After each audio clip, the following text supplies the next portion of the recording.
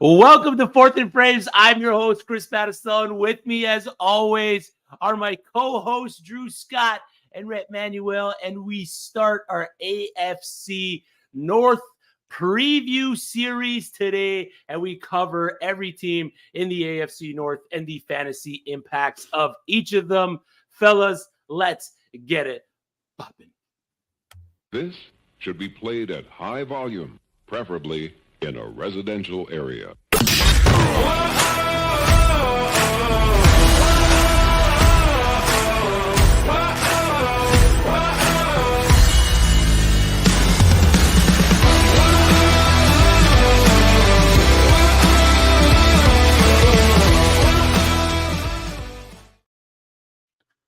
What's up, everyone? Like I said at the top of the show, joining me tonight are my co-hosts, Drew Scott, Rhett Manuel, Albert.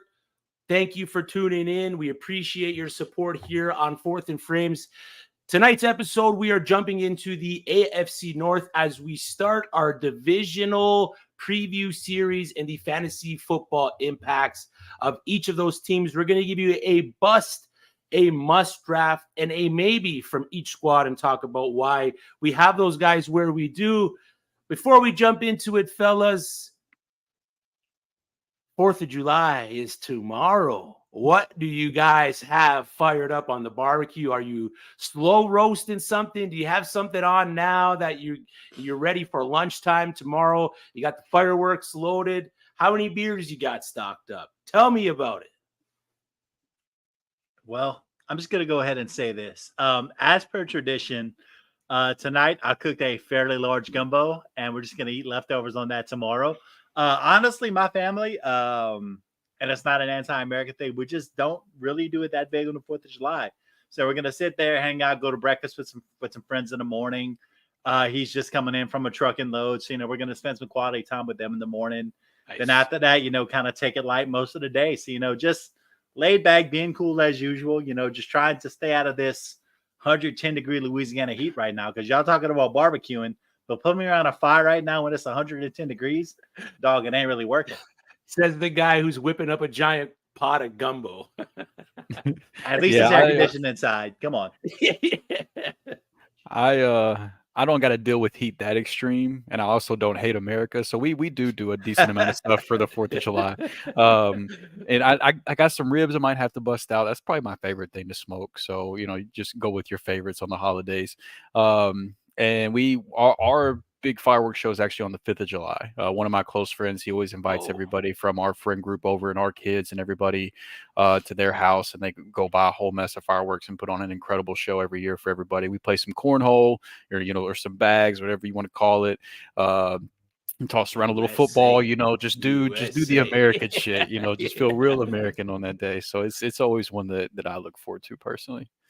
That's terrific. Albert's making some brisket tomorrow, another barbecue. Oh, yeah. There you staple. Yeah. And 4th of July means training camps are right around the corner. We're about 2 weeks away from the official training camps fired up. We're going to jump into the AFC North. We're going to cover the Bengals, the Baltimore Ravens, the Pittsburgh Steelers, and the Cleveland Browns. Rapid fire question, fellas. Who won the division last year? Baltimore. Oh, yeah, good one. Who came last in the division?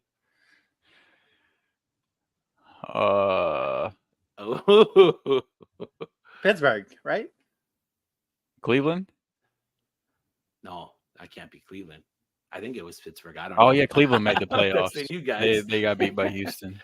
Yeah. I don't remember who made it. I don't remember who finished last year. What was the draft order? I think it was Pittsburgh that did end up finishing last in the division, but it doesn't matter because didn't they make the playoffs so too? Or all three. Pittsburgh did make the playoffs, so it had to be the Bengals. Bengals went. Everybody had a winning record last year. The Bengals were 9-8 and finished last. That makes sense with Burrow missing time and everything. Yeah. So solid performances across the board from all the teams. Tough division. Yeah, yes, it is. Before we do hop in, like the stream, subscribe to the channel, hit that notification bell to get notified whenever Fantasy and Frames drops new content. Right after this, we got 2 IDP shows firing off right after. an AFC divisional preview, and there's another one going on right after that. So make sure you stick around for the Shoot the Gap episodes right after Fourth and Frames. Fellas, let's get into it. The first team we're going to cover is the Baltimore Ravens, and we're going to give you a must draft, a bust, potential bust from the Baltimore Ravens, and a maybe prospect that you should be targeting in your drafts. Of course, you're going to want to try to target Lamar Jackson. You're going to want to try to target Mark Andrews, and you're going to want to try to target Zay Flowers, three pivotal pieces in this Baltimore Ravens offense. But Drew, tell us who the drafters should maybe be looking at in this Baltimore Ravens offense. Yeah, so the maybe for me is Keaton Mitchell. Right now, he's the running back 67. I've got him up at running back 53. And whenever you look at among running backs with at least 40 rushing attempts last year, he was first in yards per carry. He was first in explosive run percentage. He was first in yards after contact per attempt.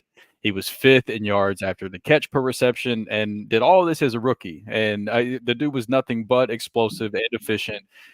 It was on very limited work, which is a fair argument. And I'm sure the efficiency would naturally come down with more work. But I think he has the speed and explosiveness to continue to be an efficient back with the touches that he is going to get in an offense that's as good as the Ravens offense is. And the unfortunate thing with Mitchell is that he did tear his ACL last year, and Harbaugh has already said back in May that he wouldn't be back by the start of the year. So you're going to have to wait a little bit into the season to see what his role in the offense looks like. Obviously, Derrick Henry is going to be the running back one. He's a top 12 running back for me this year.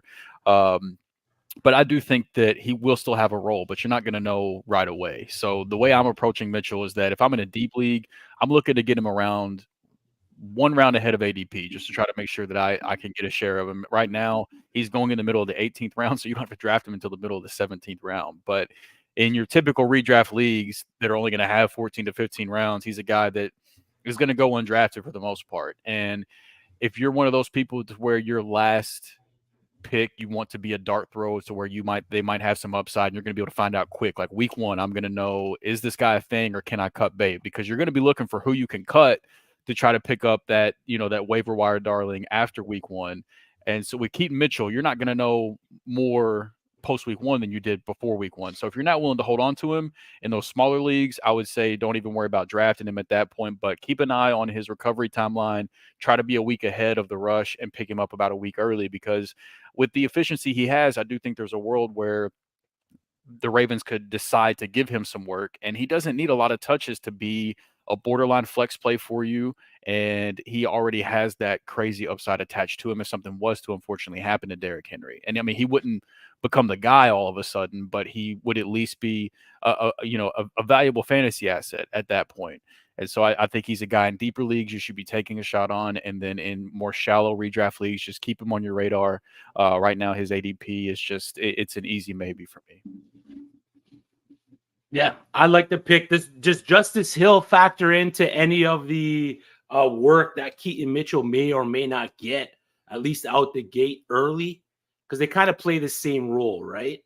They do, yeah. And earlier on, I guess whenever Mitchell's trying to get back from the injury, he probably could. But I mean, Mitchell looked better in that small sample last year than we've ever seen Justice Hill look. So I'm not too worried down the stretch of him losing work to Justice Hill. It's just more so like once Derrick Henry gets what he's going to get, how much of the pie is left after that is really the only concern I have. And that will determine if he's a guy that you can flex or if he's just purely a handcuff. Because, Derrick Henry was a guy for a while that he was pretty game script dependent. If the Titans were winning, he had great fantasy finishes. If the Titans were losing, he would suffer because he would come out of the game on passing downs. But the last couple years in Tennessee, they started using him in the passing game a little bit more. The Ravens coaching staff has already talked about that they see Derrick Henry as a 3-down back. Now we'll see if that's coach speak or if there's any truth to that, but that'll kind of determine what his actual fantasy value is once he comes back. But if there's a world where he can get the ball in his hands, close to double digits every game, whether it's, through the rushing game or for the passing game, he's just so explosive that's a guy that I would like to have to plug into my flex from week to week, just with a high upside. I mean, he could break fantasy any given week. Yeah, true definition of maybe player in Keaton Mitchell. I like the prospect there. I personally thought you were going to roll with Rashad Bateman. I just didn't know if you were ready to put the maybe tag on him yet, Drew. So Rashad Bateman is also a guy that I'm still drafting late. Just full disclosure, like he's year 2 removed from the injury. I know it's a different position, but we saw Travis Etienne his second year removed from the same injury. He was much more productive of a player than he was, coming off year 1. And beyond Mark Andrews and Zay Flowers, there's not really anybody else there in that passing room to me. And so, he's shown some flashes, but he has to stay healthy. That's been his biggest thing. But he's shown some flashes, and I still believe personally I'm still taking late shots all over the place. But I feel like I've already talked enough about Rashad Bateman, so I wanted to highlight somebody else that's going even later than Bateman that I also do like. Lucky for us, this isn't an AFC South divisional preview. I'm gonna give you the must draft player for the Baltimore Ravens. You could draft Lamar Jackson. You should draft Mark Andrew. You could draft Zay Flowers, but you must draft Derrick Henry, and it's strictly a volume play for him. Rumblings from spring practices indicate that the Ravens are going to continue running that balanced attack in which they were running last year in Todd Monken's offense and roll out that 12 personnel package with both Mark Andrews and Isaiah Likely healthy. What the 12 personnel said is 1 running back, 2 tight ends, and 2 wide receivers, a system that Monken ran pretty heavily in Georgia. The Ravens were highly efficient in the passing game when they were running out of this scheme. And what that does for Derrick Henry is opposing defenses saw something in the Baltimore Ravens when they were in this set.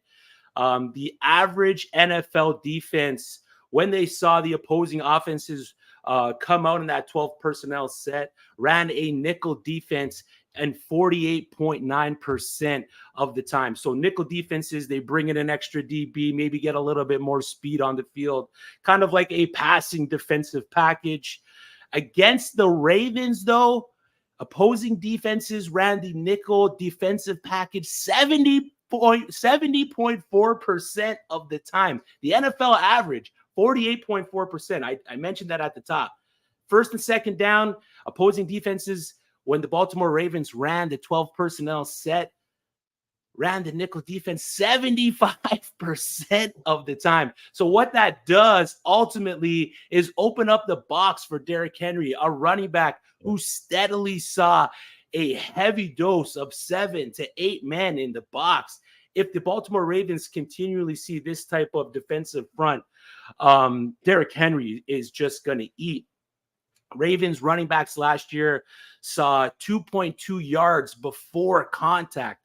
One of the things that opposing defenses try to do against Derrick Henry is stop him from getting downhill. If he can see that cushion, if he can see that 2.2 yards before even seeing contact, it's going to be tough to take a player like Derrick Henry down. If you look at Ravens running backs last year, out of the 12 personnel, they only averaged 4.8 yards per carry. So not great considering they had that 2.2 yard cushion.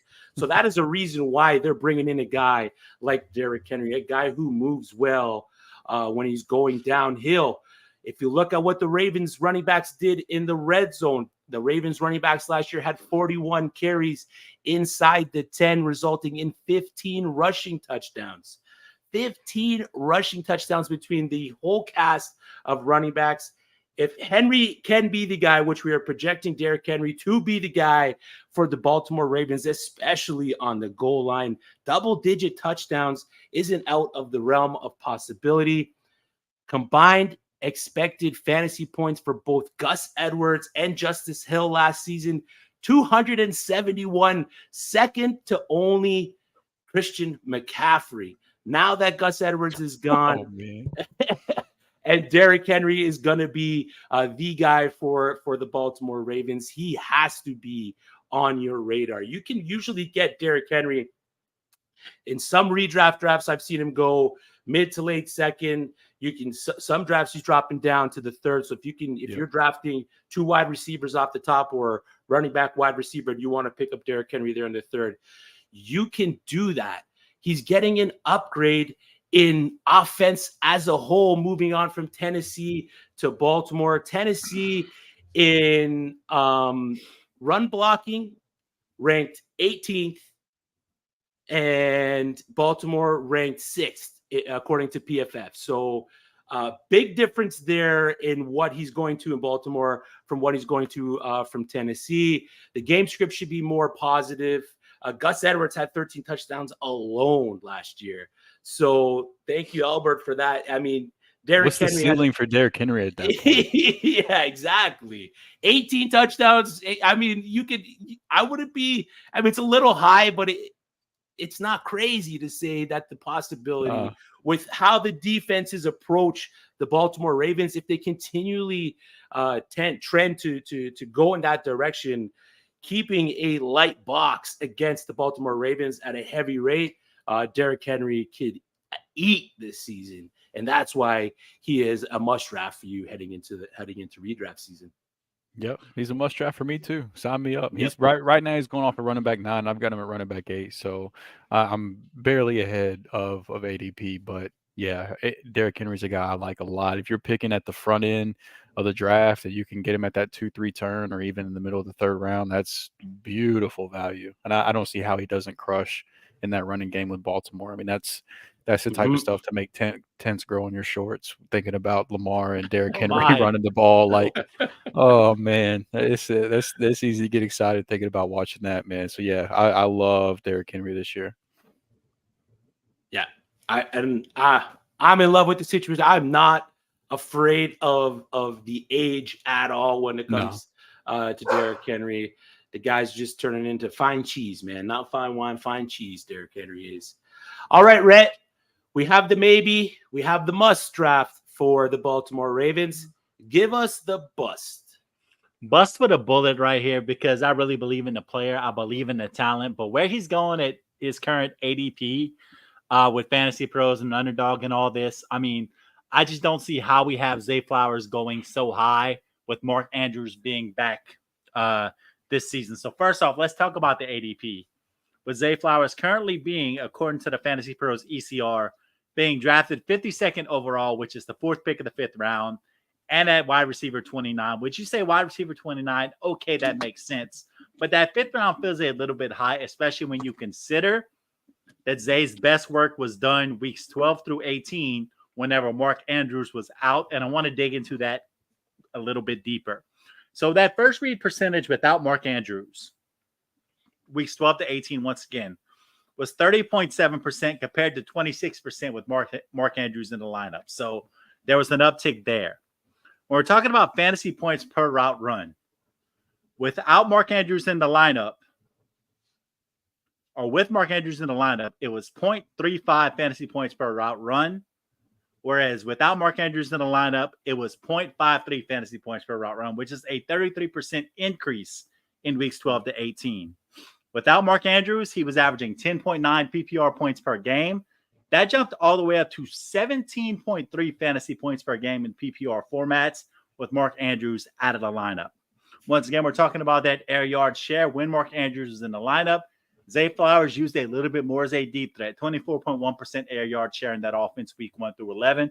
Weeks 12 through 18, that dropped slightly to 23.1%, but that just means he was being used in a little more of a reliable place.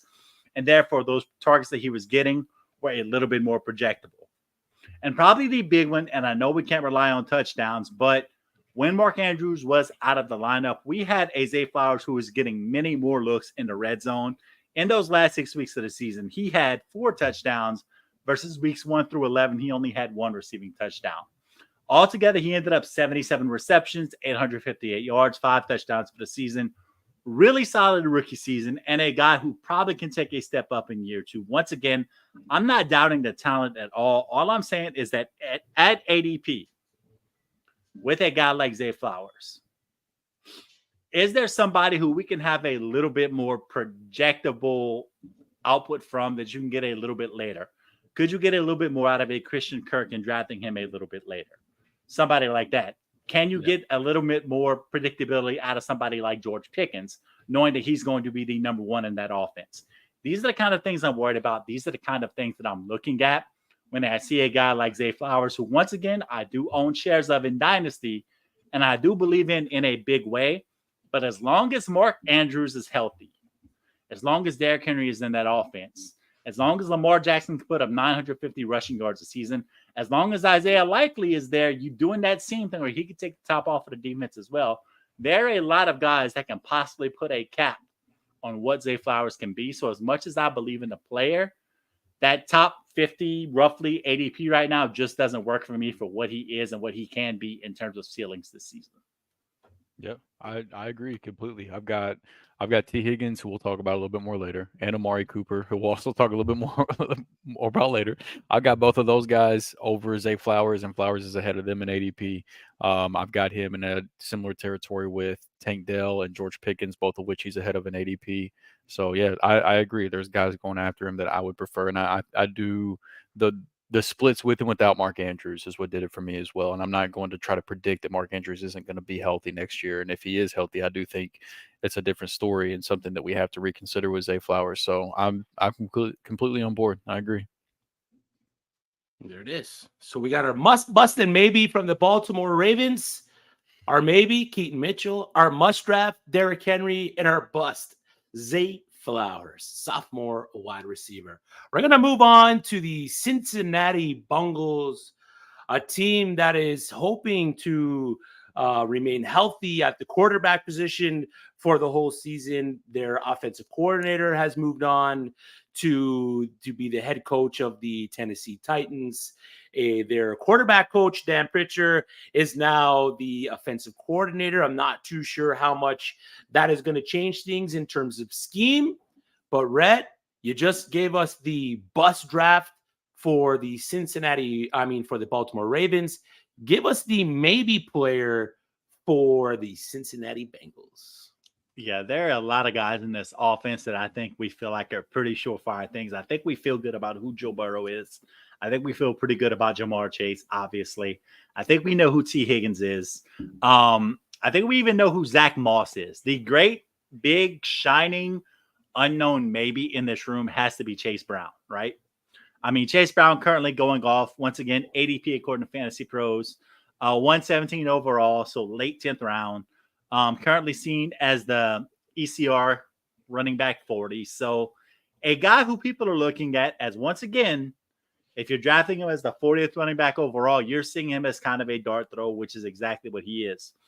And he showed that ability last year, especially against Indianapolis in week 14, when he ended up with 105 total yards, had a touchdown. He ended up being the running back 10 for the week. So he's shown that ability to go ahead and have big weeks.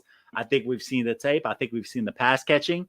I think we know exactly what he can be athletically. The question is, what does that usage come down to? We know Joe Mixon, as inefficient as he was, had the hold on that backfield last year. Mm-hmm. And now he's out the door, and they signed Zach Moss in the offseason. Zach Moss, outside of 6 weeks last year when Jonathan Taylor was hurt, has always been a guy who's always sort of shared a backfield, right?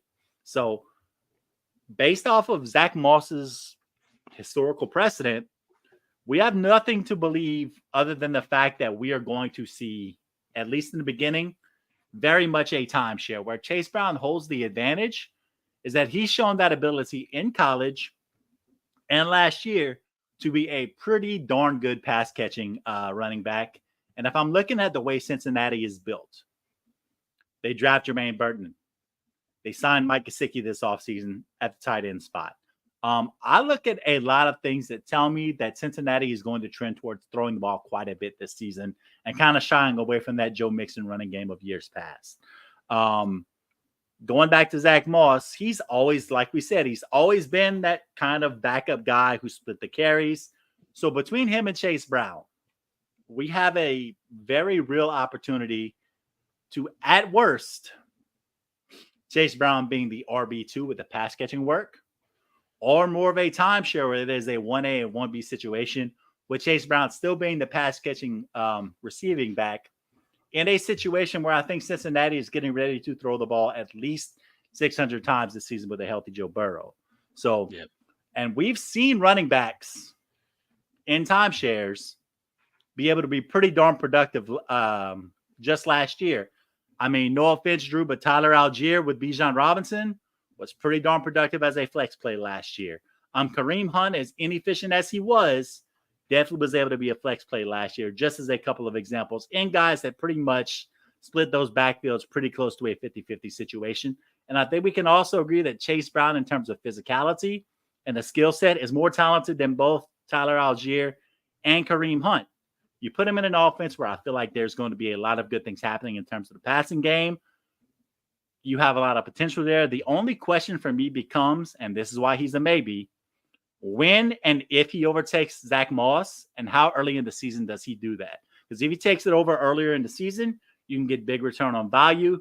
If it takes a little bit longer, you're probably shying away at that point. So that's the big maybe question with Chase Brown for me. Great point, sir. I'm just going to build on that a little bit because my bust, it's hard to pick a bust out of the Cincinnati Bengals because we are projecting them to be this prolific passing offense.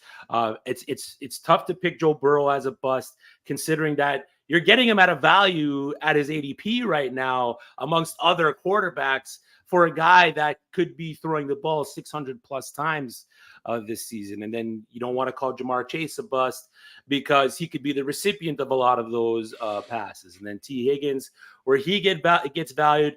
I mean, you could consider T. Higgins a bust because he's being drafted the wide receiver 2 on his respective team around some wide receiver 1s on their respective team. So you could kind of make an argument and make T. Higgins the bust for the Cincinnati Bengals, but I'm not going to do that. The one for me, and he is actually being drafted at a great value. If you're a 0 running back drafter, Zach Moss might be a guy that you kind of want to target, but it's just not going to be the guy that I want to target. I think we kind of overvalued the 5 games where he did put up good numbers last season in Indianapolis. He is volume and touchdown reliant.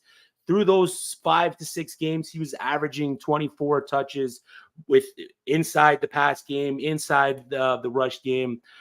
Through that time, we know Drew's talked about the efficiency, that how good he was out of running out of the shotgun, getting handoffs out of the shotgun. He was one of the top backs in the league. I think top 3 in just total output when getting the ball out of that spot. But counterpoint to that, the Cincinnati Bengals averaged 22.5 rush attempts per game last season, and Mixon was the guy across the board.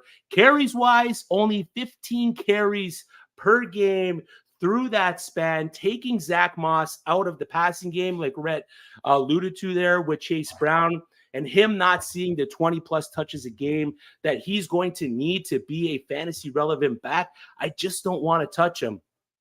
The Bengals in 2023, like I mentioned, 22.5 rush attempts. That's 30th in the NFL. 2022, they were 25th in the NFL. In 2021, they were 22nd in the NFL. So just not a team that likes to run the ball a lot. And taking Zach Moss out of the passing role is going to ultimately affect his production. And like I mentioned at the top, he's as touchdown reliant as they come. And running backs inside the 5 that had the same amount or one more or one less attempts as Zach Moss did. Zach Moss was second last, and there was about 8 to 10 running backs in that group. Zach Moss converted 25% of his attempts for touchdowns, just one more touchdown ahead of A.J. Dillon, who had the same amount of attempts. So he's just not, for a guy who's touchdown dependent, he's just not getting the touchdowns that you need to secure fantasy points.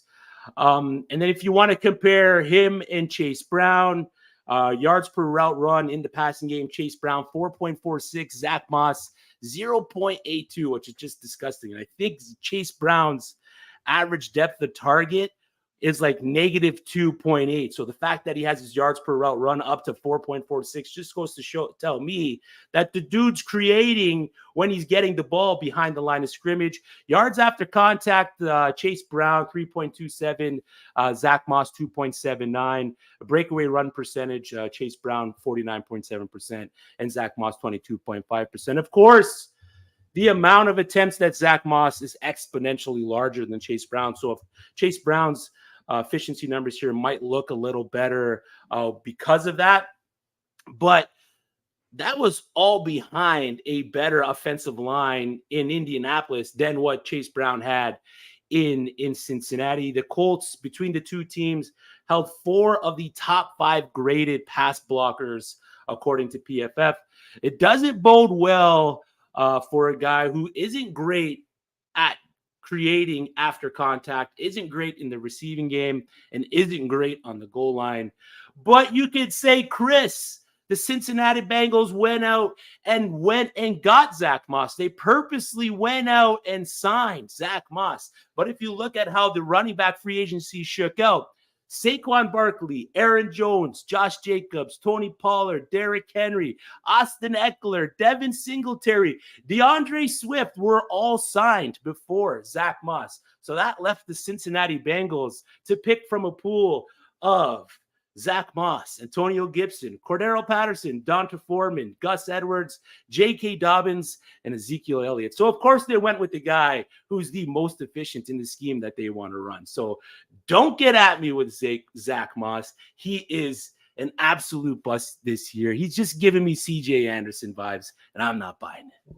Yeah, it might be Alexander Madison vibes too. Who knows? He might be this year's Alexander Madison. And, I did the first, I think it was the first mock draft show we did. I don't remember 100%, but I know one of the shows we did earlier in the offseason, I did go to bat for Zach Moss a little bit, but now I'm kind of out on Zach Moss, to be honest, and nothing's really changed for me. Like, I haven't really adjusted my rankings a ton, but as I look at it right now, I'm actually behind ADP on Zach Moss, and I'm ahead of ADP on Chase Brown just from the rise that Zach Moss has seen, to the point to where, I don't think either of these guys are particularly that great, to be honest. I don't think either one is a great runner. I think they're both very replaceable.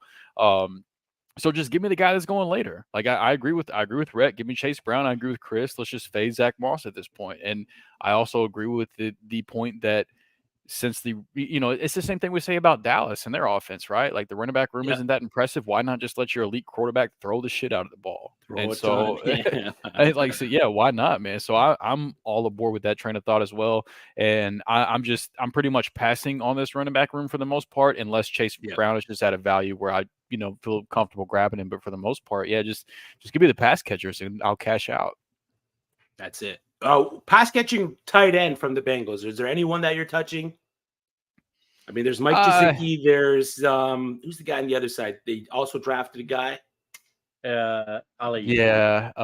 Eric All, right? Yeah, Eric All. Yeah. Yeah. I mean, I do like Eric All as a player, but I don't think it's anything that's going to be this year. I think that's more of a a couple years from now type of thing. Like, we'll see what happens with T. Higgins after his franchise tag year and things like that. But for as far as this year goes, I'm basically I'm ahead of Jamar Chase on ADP. He's wide receiver 4. I've got a wide receiver 3, and then I'm ahead on T. Higgins, who we'll talk about in a little bit as well. I want to get as much of those top 2 pass catchers as I can. I like offenses like this that are very the targets are very funneled and very predictable. Like, we know who the top target earners are going to be. We know that the quarterback delivering those targets when he's healthy is among the best in the league. Like, I like these types of offenses. It's clean cut, simple. So it's not a lot to think about for me whenever it comes to the Bengals, honestly. Yeah, keep it simple with the Bengals.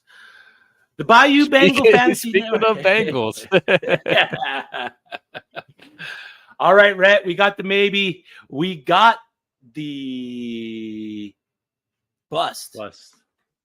Drew gives us the must. Drew's giving us the must. That's right. You gave us the maybe. You gave us Chase Brown. That's right. All right, Drew. Who's the must draft? And you cannot pick Jamar Chase. He is also a must draft, but he's not the one that I'll pick. I'll just pick the other one. Because, I mean, this is, like I said, this offense is very easy for me. And so whenever you look at wide receiver T. Higgins, right now he's the wide receiver 30 according to Fantasy Pros full PPR ADP. And I've got him at wide receiver 20. I got him 10 spots ahead of that just at the wide receiver position alone. And I know that last year sucked between his injury and the injury that Joe Burrow dealt with. Like, I get it that year was painful to go with as a T. Higgins fantasy manager.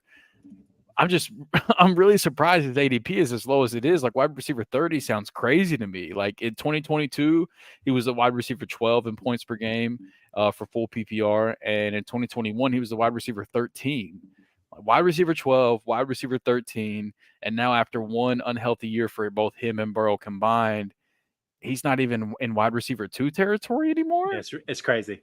Like, I can't buy that, man. And, like, I'm personally not worried about them adding guys like Jermaine Burton and Mike Gesicki affecting T. Higgins' value. Like, that doesn't faze me at all. And I can't understand how the clear second best option in an offense with a quarterback as great as Joe Burrow is, that I think we all agree at this point are going to throw the ball a ton.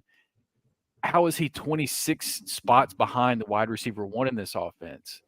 Like, right now, Jamar Chase is wide receiver 4, and I love Jamar Chase. I've got him at wide receiver 3. Like, I agree with that.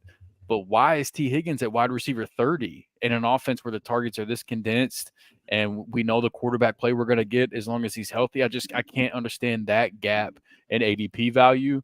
And I think this offense should very easily have 2 wide receivers ranked within the top 24 overall receivers. And so if we get a healthy season out of Burrow and Higgins, he feels like an easy bet to outperform his ADP, and for that he's a must draft for me. Yeah, I think the consensus take on T. Higgins right now is a fade. So you being able to That's draft him where you can draft, and I'm like you, I don't know what the deal is. Was it the whole contract situation that kind of put a bad taste in people's mouth, or people thinking that maybe he's out the door prior to the season? I just don't see that happening. T. Higgins is a Bengal for the 2024 season. Yeah. And if he's that's all we care about. Yeah, and if he's out there having to play for a contract, that man's coming out and he's balling out this year. I just have to imagine that, whatever the ailment was last year, he's put in extra time in the gym this offseason to make sure that won't happen again. Strengthen whatever muscles he had to around there. Got a little bit faster. Spent some extra time on the jugs machine. Like, my man is looking to get paid this coming offseason. So you cannot convince me that wide receiver 30 is accurate for T. Higgins, especially knowing the type of player that he can be, like Drew mentioned. Damn near 2 seasons where he was a wide receiver 1 in fantasy points per game. You're not going to talk me off the ledge because of one injury riddled year and one so-so contract all season. So, like, give me some T. Higgins. I'm in on that.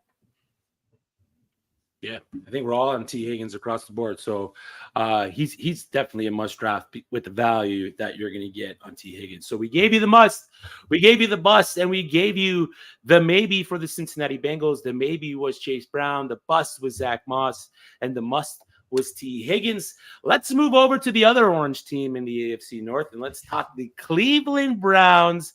And the maybe draft for me this year is new wide receiver Jerry Jeudy, who got traded from the Denver Broncos over to the Cleveland Browns. And for me, I just think he fits the Kevin Stefanski system so much, a system that needs wide receivers to create separation. It needs wide receivers that run crisp routes, and that's just something that Jerry Jeudy can do.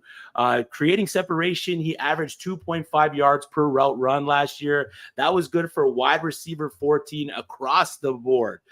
So Jerry Jeudy was able to get away from his defenders, but just the passing game in Denver last year just wasn't the greatest. Big play potential, 4 of the last 6 games for Jerry Jeudy. He put up a reception of 40 yards or longer. And if you look at what the Cleveland Browns did last year, I believe they were second in deep ball attempts over 40 yards with 15. So that's something that's going to benefit Jerry Jeudy's style of play. They're going to have that guy to stretch the field for Deshaun Watson. We've seen what Deshaun Watson can do with a guy that can create a good amount of separation, that can stretch the field with his time in Houston and Will Fuller. The Browns like to use a heavy play action approach, which suits Jerry Jeudy's skill set. Again, a player that can create separation using his routes, a guy that can create on the fly. He's just going to be able to find the soft spots, get in the zones for his quarterback in Deshaun Watson, who has the ability to roll out, use his feet, buy some time, and create out of the scheme. For me, it's just a big thing of The Cleveland Browns traded for him. They brought him in. He's a perfect fit for the Kevin Stefanski scheme. There's been a lot of hype with Jerry Jeudy coming out of spring. They're liking what he can do. He's been getting together with Deshaun Watson in the offseason to try to create more of a relationship and create that bond that you need from your quarterback and wide receiver. And with everything that's happening with Amari Cooper and his contract situation, I could see a role for Jerry Jeudy possibly being the wide receiver one for the Cleveland Browns. So maybe with the value that you're going to be able to get drafting Jerry Jeudy, he should be on your radar as a late round target. Do any of you guys have or want to draft Jerry Jeudy, or do you still have the taste of dirty sock in your mouth from years past? Taste is still pretty dirty for me. The sock doesn't feel good chewing on it. And I was a Jerry Jeudy guy whenever he was coming out, but he had he was in the 8th percentile in terms of his success rate against zone coverage last year, according to reception perception. And as a guy that spent a lot of his time playing in the slot in Denver and going up against zone coverage, that is a little alarming. Now, maybe with Elijah Moore being there and playing in the slot, maybe he gets some more routes on the outside, across from Amari Cooper, where I think he's a little bit better fit. But yeah, it's just that the route running feels more of like something that I agreed with in college, and then as we've watched him over the NFL, I've started to feel like it's less and less of a strong suit. Not that he's a bad route runner; he's just not as good of a route runner as I thought he was going to be coming out of college. It's a little lazy at times, I noticed. And so I do have some current concerns from that front. Now, I mean, his ADP isn't anything crazy, so I don't blame anybody for taking shots at him. But I just have tended to look a different direction whenever I'm on the clock, and he's right there available. I guess for me, it's one of those things like I've been hurt too much. I just can't do it anymore. I feel you, man. It's like tequila and me. All right. Rhett, I gave you the maybe. Give us the bust for the Cleveland Browns this season, man. Oh, this is going to hurt a lot of people's hearts, but I think because of the injury situation, the fact that we just have a bunch of uncertainty, I mean, you have to look at Nick Chubb and just kind of put a big, giant question mark on whether he can even go this season. And if he does, what's the guy that we're looking at? Because for me, you look at Nick Chubb as a bust. It's an age play. It's an injury play. It's a mileage play. He's heading into that year 28 season, which is as much as I would love to be 28 again, being 39 years old. 28 in terms of running back years, you're starting to get a little bit up there. He is coming off of that severe injury. He's had multiple surgeries.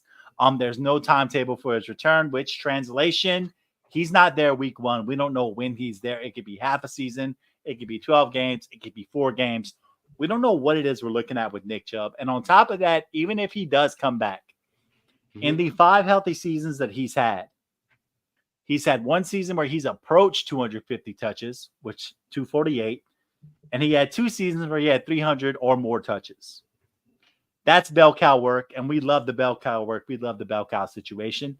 On top of that, though, while at Georgia in a shorter season, he had 3 seasons at Georgia where he had 200 or more carries. So already heading into this age 28 season, coming off of an injury, we have that guy that has an NFL career's worth of mileage on his legs already, and that's not counting high school. That's not counting Pee-wee. There are a lot of miles on these legs because he's probably always been the best guy on the field no matter what. Now, I will say this. His current underdog ADP is 141st overall, which is good value. So if you're going to take the chance, if you're going to roll the dice, I mean, it's at the right value. I mean, 141 is practically as a dart throw guy at this point. It's a place where you're taking a guy like maybe a Wan'Dale Robinson or somebody else late in the draft that you think, hey, if this happens for you, then great. But I will also say this. Even at that value, I'm going to take a dart throw on somebody else that I know is going to be ready. Until I get more data that tells me exactly where he's going to be, I'll let others incur that risk. And if I'm wrong, I'm wrong. That's great. Besides that, you have Deontay Foreman, who's probably going in a little bit later, that is going to be ready. You have Jerome Ford, who's going in underdog at pick 126. So only a round earlier, who you know is going to be ready for week 1 as well. And also had some pretty solid weeks last year despite the inefficiencies. So all this to say, if you're in a redraft league, which is what we're talking about, that has an IR slot, and you're sold on the idea of taking Nick Chubb and stashing him away on one of your IR slots, then go ahead and do that. But if you don't have that IR slot, I would just avoid it altogether, simply because we just don't know what it is at this point. Yeah, my only argument for Nick Chubb was just going to be the ADP. Like whenever you're going behind Ty Chandler, like I don't mind taking a shot on you at that point. Whenever you are healthy, you've been one of, if not the best pure runner that the NFL has to offer. Like I know the injury is serious, but if there's anybody I'm going to bet on coming back from an injury like that and still being successful once they get back on the field, Nick Chubb will be on that short list. But in terms of being in on Jerome Ford, I personally, the guy you just mentioned, whenever you finished up, Rhett, Deontay Foreman, that's the guy that I like taking a shot on. Just the early down row I think he'll have in the offense, and he's played well in the spurts that he's been given in the past ever since he came back from the Achilles injury that was supposed to end his career. He's looked pretty good, and so I like Deontay Foreman this year as well. It's just kind of like a last round pick, late dart throw too. But yeah, I get the injury serious, so it's tough to really gauge what it's going to look like whenever he comes back. And in terms of me, Foreman versus Ford, I'm going to go ahead and take Ford simply because I know what he's going to look like. I know he has that pass catching upside. I know that there's a chance that he can catch 50 or 60 balls in this offense, which, like we always say, I love the idea of getting a pass catching running back, because those receptions, let's say if you average 4.5 yards per carry, if you average 7 yards per reception, you're getting an extra however many fantasy points per touch, not to mention a potential half or full PPR bonus as well. So if you can find a guy that is going to catch those passes, even in a limited role, you take that guy all day, especially late.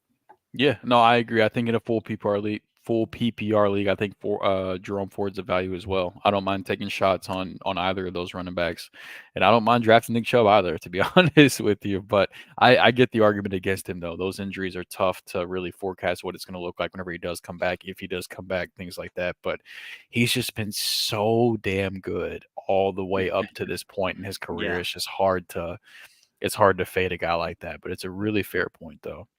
5.3 yards per carry for your career. I mean, it's pretty impressive. Yeah, man. Just like the guy runs out there, rips out 5 yards per carry like nobody's business. Like truly, I mean, it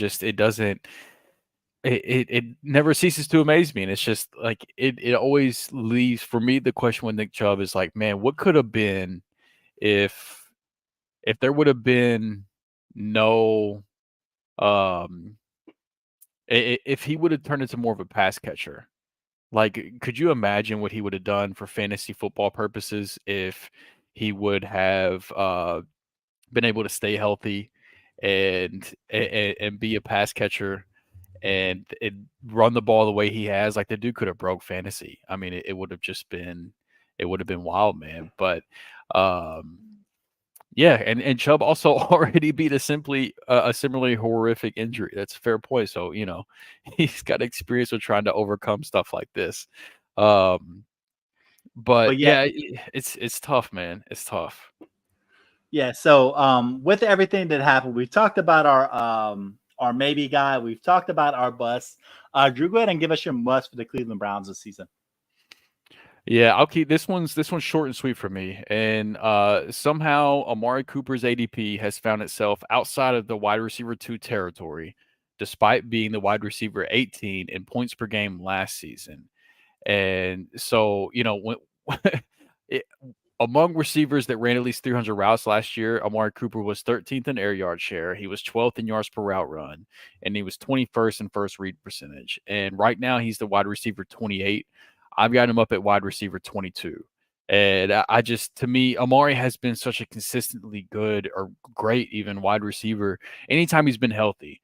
I don't believe that someone that has only really shown up in spurts in Jerry Jeudy, no offense, Chris, is going to really affect Amari Cooper's value that much. And it brings me no pleasure in saying that, truly. Like I already mentioned, I was a Jerry Jeudy guy, but we've seen Amari Cooper be such a strong receiver for such a long period of time now, as long as he's on the field. He's just now hitting his age 30 season.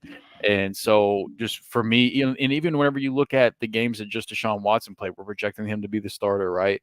Like he was targeting Amari Cooper a ton.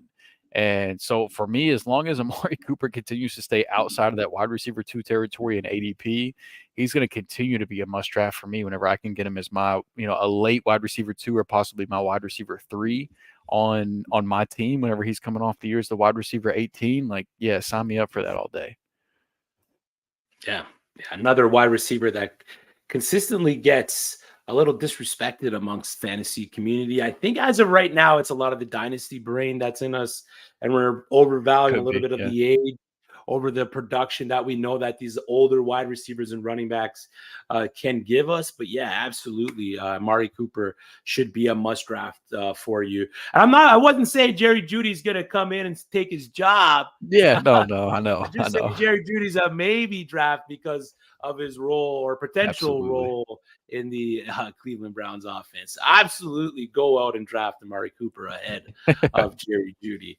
We gave you the must and bust draft potential targets for the Cleveland Browns. The maybe was Jerry Jeudy, the bust was Nick Chubb, and the must was Amari Cooper. We have one more team in the AFC North, and that is the Pittsburgh Steelers. Not a lot of hope for this Pittsburgh Steelers team in terms of fantasy production. Our favorite coach is now the offensive coordinator for the Pittsburgh Steelers in Arthur Smith. So if there is a maybe or a must draft for the Pittsburgh Steelers, Rhett, give us the maybe. Oh God, let's get grimy. Let's get in the mud. Let's get disgusting. Let's get, as we like to say, let's get unlimited tonight. Let's talk Russell Wilson, guys. I mean, first off, I know Denver's offense was terrible last year, and I know the perception was that Russell Wilson wasn't great. But did we miss the fact that Russell Wilson was actually QB12 in fantasy points per game last year? Elite runner. Did we miss that along the way? That's wild, man. Did we miss the fact wild. Did we miss the fact that he hit the 80 carry threshold, was 7th in the league in rushing yards, had 3 rushing touchdowns, and all these things, and that he did this despite the fact that he had to throw 126 pressure throws, which is the most in the league. Had 0.54 fantasy points per drop back, which was 9th in the league.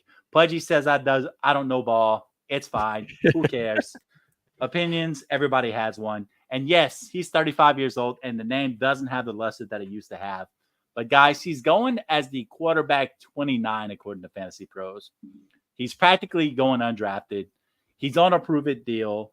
And I'm just going to say this. There's a change of scenery. There's some upside. You're not having to draft him. You're getting him off of the waiver wire.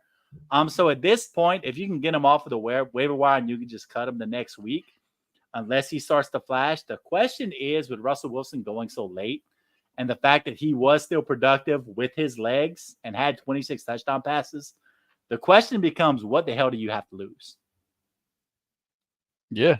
Yeah, you really don't have to invest anything to draft him. I mean, I agree with you. I've got him ahead of ADP. I think I only have him at like quarterback 25, but that's the fact that that's still ahead of ADP for Russ is kind of wild to me. So yeah, I agree. If you're in a 1 quarterback league, you're probably not going to have to touch him. But if you're in a 2 quarterback league, or a super flex league like the Scott Fish Bowl, he's been a guy that I've been if I wait on quarterback, he's been my quarterback 2, or I'll draft my quarterback 2 and quarterback 3 super late. And Russ is a guy I've been grabbing. So yeah, I agree. And leagues like that where you need quarterback depth, you could do much worse than Russell Wilson. So I like that. Agreed. Maybe draft Russell Wilson strictly because of those rushing totals, man. That is just outrageous stuff. And if you could draft a rushing quarterback that late, I mean, why wouldn't you just stash him on your bench? All right, Drew, Rhett gave us the maybe with Dangerous. Give us the bust in this Pittsburgh Steelers offense. And you cannot pick Darnell Washington. That's a shame. But if old Pudgy didn't like Rhett's must, I doubt he's going to like this bust comment at all. But For me. It's Najee Harris, man. He's the running back 22 in ADP right now. I've got him down at running back 26, and I actually think Arthur Smith coming to Pittsburgh is a plus for both the Steelers running backs in terms of just making their lives easier, because I do think he's a good good play caller and good at constructing plays to make lives easier for running backs. So I think that is a trend in the right direction for Najee, but that's about the end of the list whenever you talk about things that are trending up for Najee Harris right now. I mean, after his rookie year where he was the running back 3, after he saw almost 100 targets from Big Ben because, Big Ben just couldn't really throw the ball any farther than that at that point in his career. I think it was his last year of his career. He's been the running back 14 and the running back 23 the last 2 years. His ADP has decreased the last 2 years, and the receiving work has continued to decrease. And it doesn't really help that the running back you're competing with is just a much better pass catcher than you are. And look, Najee's also relied on having at least 7 touchdowns each of the last 3 years. And are we really sure that Arthur Smith isn't going to put in Cordell Patterson for some goal line work? Like, are we really positive that, like, he brought in Cordell Patterson, really positive Najee isn't going to lose a few goal line carries to Cordell Patterson? Because I'm not that confident in that. But and that's partially a joke. It wouldn't surprise me. But in all seriousness, if Najee's efficiency continues to decline, and if Jaylen Warren continues to play as well as he has, I'm not sure that the workload that Najee has seen that we've needed for him to even hit those running back 14 or running back 23 finishes, I don't know if that's as much of a guarantee this year. I mean, they declined his player option. They have no dedication to him moving forward. And it's kind of the same case with Jaylen Warren as well. But it just, personally, for me, I think it's a bad bet to take the older, less efficient running back over the younger, much more efficient running back. But that's what ADP tells you that people are doing. Najee Harris is ahead of Jaylen Warren in ADP. And for me personally, I've got the two flip-flop. For me, I'm going to bet on the younger, more efficient player. And so, with that being said, that makes Najee a bust for me. It hurts because I own a lot of Najee Harris, and I continue to draft a lot of Najee Harris because the value that I'm going to continue to get on Najee Harris. The value isn't terrible. I think both the Steelers running backs, it's like, I think it's fair to draft them both where they're going, but it's just every time I see Najee on the board and he's like right there at the top of ADP, I'm like, I don't want to do it. It just don't feel good. It feels dirty. Fair. Like, I'm going to take a receiver right now when we're right here where we're at with Najee on the board. I'm going to grab my favorite receiver, and then I'm going to wait a round or two, and I'm just going to take Jaylen Warren instead.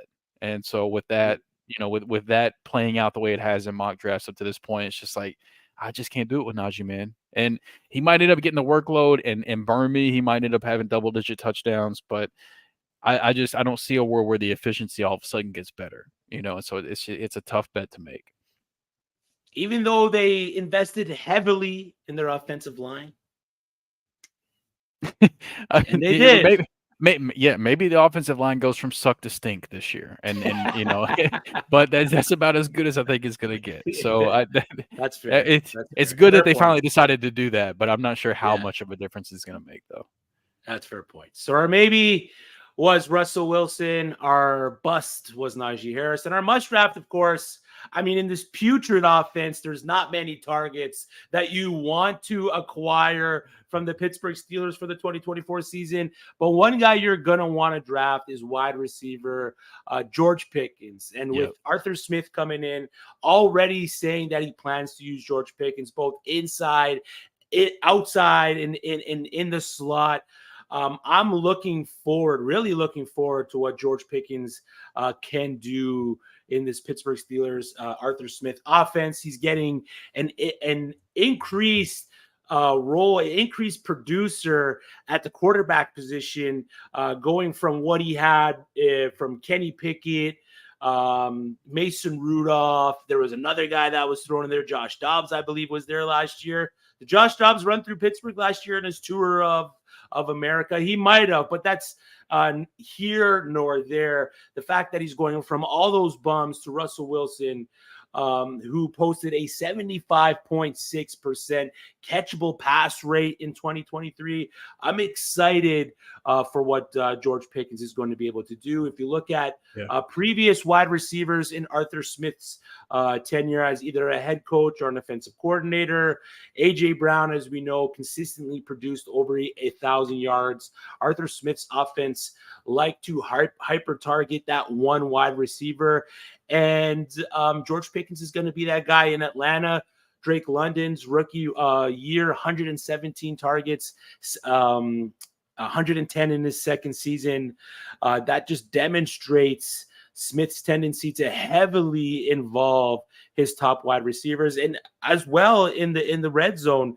Arthur Smith's top wide receivers were targeted 25.6% of the time in Atlanta when it came to red zone pass attempts. So George Pickens is going to be the guy for the Pittsburgh Steelers because of scheme, because of red zone usage, because of improved quarterback play. I'm expecting George Pickens to have a huge breakout for 2024. It really just comes down to the breakout ceiling is going to come down to how much the Pittsburgh Steelers are going to be throwing the ball. So the must bust and maybe for the Pittsburgh Steelers, the maybe is Russell Wilson, the bust is Najee Harris, and the must is George Pickens. Mr. Scabbers, at which point possibly Najee shoots back up, maybe take the exposure now? Yeah, I think it's a fair point. Like as redraft season starts to approach and more kind of casual fantasy players see Najee Harris's name and the former fantasy finishes compared to Jalen Warren's, I do think that there is a world where his ADP could just continue to climb. So this might be the cheapest that Najee ends up being. And if that ends up being the case, it's just going to make me feel that much better about calling Najee a bust. Because if the ADP rises even more, forget about it, man. But no, that's a fair point. But I agree with you on George Pickens, Chris. I'm technically one spot ahead on ADP. I've got him at wide receiver 28 compared to his wide receiver 29 ADP. But even saying that, he's one of the main people that I've looked at that I feel like I'm scared I might be too low on. Like his ceiling feels so much higher given what Russell Wilson can do to stretch the field and his God-given ability mixed with what he's growing into as a receiver. You know, I know that we've gotten kind of spoiled by these rookie receivers coming in and just taking the world by storm right off the rip and things like that. But George Pickens is a guy that I'm like, man, wide receiver 28 might be like way too low. And so he's one that I agree that whenever he's on the board, if you think you should take him, it's probably a pretty fair point to do it. I think he could have a big year this year. Yeah, he's a big year guy. Not to mention, it doesn't matter whether it's going to be Russell Wilson or Justin Fields. Both of those cats like to use their arms and get it downfield a little bit. And we've seen George Pickens, number one, he likes to get up the sideline. And number two, my man is probably one of the better, if not the best contested catch guys in the league. So with a guy like George Pickens, who you expect is going to expand that route tree, I felt like he's going too low right now, and the must draft thing is right on the money for Chris. Yeah, we know Russell Wilson's not afraid to chuck the ball up to his receivers at all. And he does throw a pretty deep ball. So the fact that he has a wide receiver that can just get out there, stretch the field, and get it, George Pickens needs to be on your radars. That's the must bust, and maybe for the Cleveland Browns, the Pittsburgh Steelers, the maybe is Russell Wilson. The bust is Najee Harris, and the must is George Pickens. That is the AFC North preview. Stick around for Shoot the Gap. We have Jorge Edwards and JT coming on after us. AFC North IDP preview from 10 to 11. And early IDP redraft defensive back rankings from 11 to 12. Some of the hardest working IDP fantasy football analysts in the game are coming on for 2 straight hours after us. So let's not hold them up anymore, fellas. Drew, Rhett, let the people know where they can find you. The frame is yours. Yeah, I can be found at rmanuel sports on X/Twitter. I know we're kind of getting more accustomed to calling it X, but it's fine. As usual, fantasyandframes.com, whether we're doing profiles, updating rankings, whatever that is. You can catch me this weekend if you happen to be in the Houston area. I'll be there Saturday drafting at the Skyfish Bowl at Spindle Tap Brewery. Y'all come by and say what's up. I'm not famous, but you know what? I feel like I'm good vibes. So y'all just come chill, say what's up, whatever it is. Besides that, just hanging out, man, enjoying the summer while I got it before school rolls up again. Hell yeah. Drew. Hell yeah. So I mean, I'm on Twitter at Drew3MR, but more importantly, something that I want to talk about is that we have decided we're going to try to do a listener league redraft, a redraft listener league this year. You know, we've got 14, 15 months under our belt at this point together, and we've had some incredible people that have really supported the show and been really active over the years that we would love to try to play in a league with. So if you're listening to this, if you're interested in just joining a free fantasy football league with three guys that, you know, that love football, love drafting, love playing in fantasy football leagues, this is for you. You know, we've got incredible guys like Mr. Scampers, like Albert, and a ton of others that just consistently support the show, and it would be a lot of fun to play in leagues with. I didn't do that. So if you're out there, if you're listening, if you're watching, if you're interested in playing in just a redraft league with us three fools on the screen, we would love to have you guys and try to do something different, have some fun this year. So if that interests you, feel free to reach out to any of us on Twitter. Just let us know on YouTube, whatever the case may be. We'll figure out how to get a hold of you and get it together. So yeah, just hit us up for that. That's the main thing I want to talk about. Yes, sir. There you heard it. For Drew at Drew3MR, for Rhett at our Manual Sports, I'm Chris. Happy 4th of July. Toodles. This should be played at high